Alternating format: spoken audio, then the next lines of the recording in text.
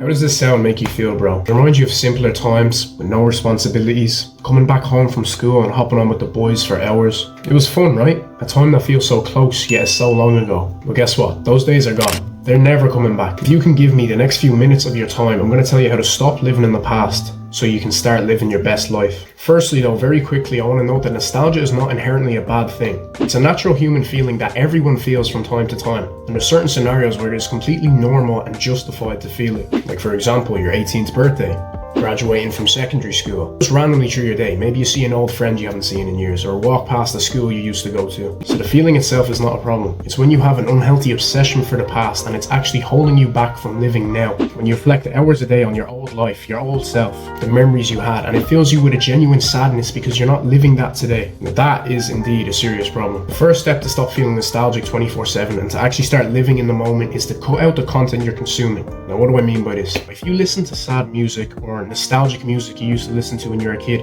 don't be surprised when you're reminiscing on some deep memories you had with your boys. Because the content you consume, the music you listen to, the stuff you watch, it all has an effect on your mind and how you feel.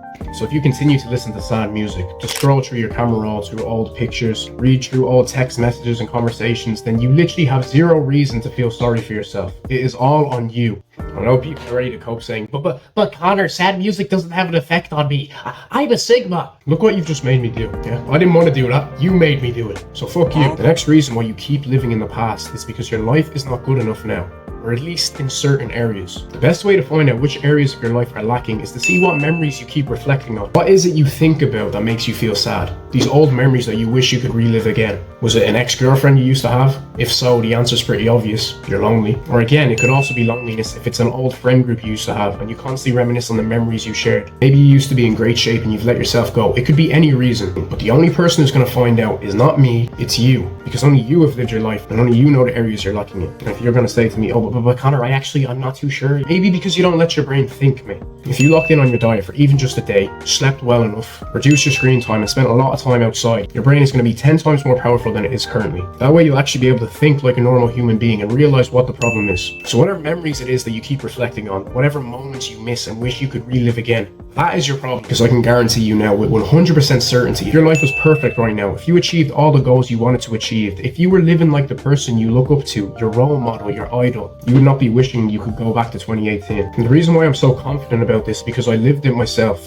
Back in 2022, when I was 16 years old, I was getting bombarded by nostalgia every single day, which for a 16-year-old should honestly never be happening. But the reason why was because I was so low on confidence. My social life wasn't as good as it was before or as it is now. And I didn't really have anything to be proud of. I didn't have a good physique. My grades were starting to dip in school. And overall, I just wasn't living a good life. I wasn't the person I wanted to be. The second I decided to change, I decided to take the gym more seriously. I got heavily invested into self-improvement. That is when I stopped feeling nostalgic. Because if your life is good now, if you enjoy the life you live, if you wake up every day with a smile on your face, then you'll never want to go back. Now, the third and final step is how to improve yourself, how to fix these problems that we've identified. Now, obviously, every specific problem comes with different solutions. I'm going to assume two of your biggest reasons are loneliness and lack of confidence / respect for yourself. If you're not happy with the man you are currently, and believe it or not, this is actually a blessing in disguise. Because believe me, bro, if you're at rock bottom, then you literally cannot go any lower. And all those sad feelings that are dragging you down, you can easily use them to motivate you and become 10 times the man you are now. Because every single thing in your life comes down to your perspective. You can choose to view things in a good way or a bad way, no matter how extreme. Take care. Peace.